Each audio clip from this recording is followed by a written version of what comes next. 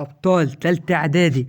قبل ما ابدا في الفيديو ده عايز منك سبسكرايب، وعايز منك لايك، وعايزك تفعل الجرس، وعايزك تعمل مشاركات اكتر عشان الفيديو ده يوصل لكل اصحابك واحبابك. النهارده باذن الله هناخد امتحان تاريخ على المنهج كله.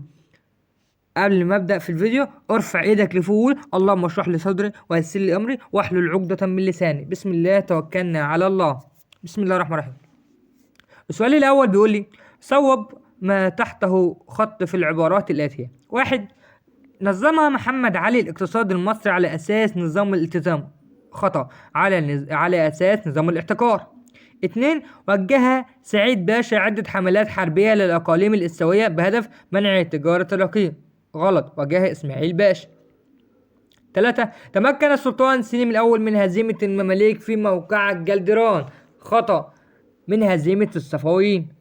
أربعة، تراوحت مدة بقاء السلطان في العصر العثماني من سنة إلى 3 سنين. أقول له لا، مدة بقاء الوالي. ده كان أول سؤال معنا. خش على السؤال التاني. بيقول لي إيه؟ ما النتائج المترتبة على الأزمة المالية في عهد الخديوي وتوفيق؟ هنقول له أدت الأزمة المالية إلى قيام الثورة العرابية. أدت الأزمة المالية إلى قيام الثورة العرابية.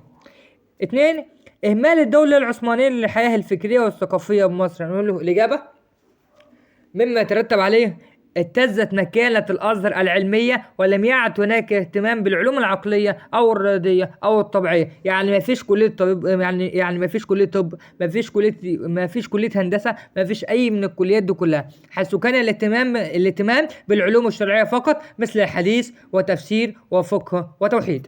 اتنين، تدهورت الحياة الأدبية، خلاص ما فيش شعر. طب تلاتة، ظهر ليه الدجل والشعوذة والخرافات. ثلاثة، ما النتائج المترتبة على موقعة نيفارين؟ ما النتائج المترتبة على ايه؟ موقعة نيفارين. هنقول علو مكان، هنقول ايه؟ تم تحطيم الايه؟ الاصول المصري في موقعة نيفارين. وايه؟ ولك علو مصر دوليا، حيث تفاوضت الدول الأوروبية مع محمد علي مباشرة للتوصل إلى اتفاقية لإنهاء الحرب. الحرب. هنخش على جيم.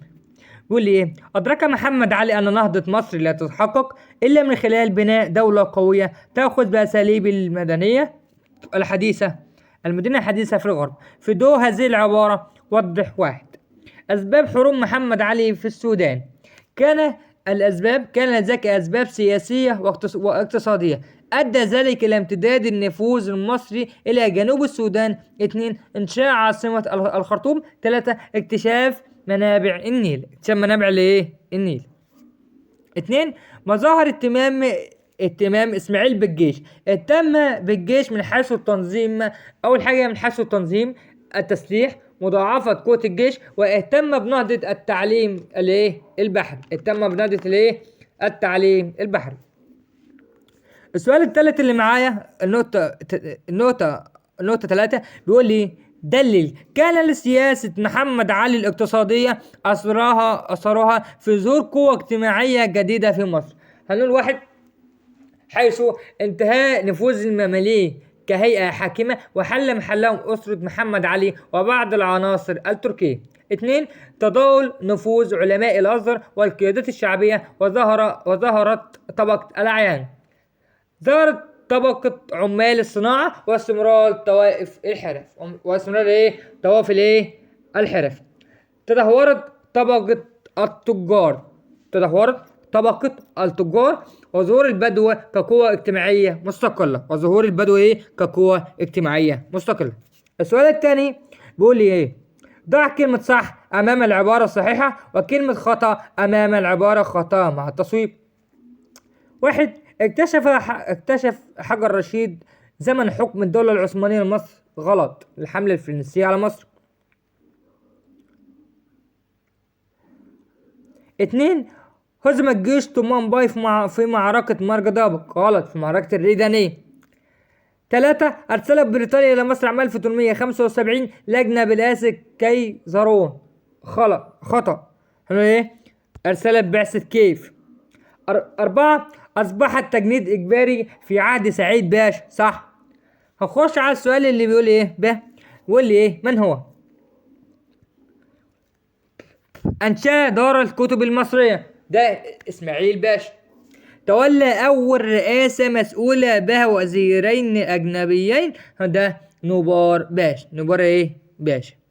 السؤال اللي بيقول لي اللي بعديه بيقول لي: بما تفسر تدهور العلاقة بين السلطان العثماني ومحمد علي بعد حروب اليونان؟ هنقول: حيث تم الاتفاق بين محمد علي مع الدول الأوروبية مباشرة، ولم يرجع إلى السلطان العثماني. يعتبر الامتياز الثاني لحفر قناة السويس مجحفا للمصريين؟ أقول له كان مجحفا للمصريين، حيث تنازل الحكومة المصرية للشركة عن جميع الأراضي المملوكة لمصر مجانا لإنشاء قناة وترعة المياه العذبة. 2. تلزم مصر بتقديم 4/5 العمالة من المصريين. 3. تفرض الشركة ما تشاء من الرسوم على السفن التي تمر في القناة. 4. تحصل مصر على 15% من سقف الأرباح مقابل الأراضي الممنوحة للشركة. ده كان سؤال 2. بما تفسر. 3. بما تفسر الحملة الفرنسية على الشام؟ بتفسر ازاي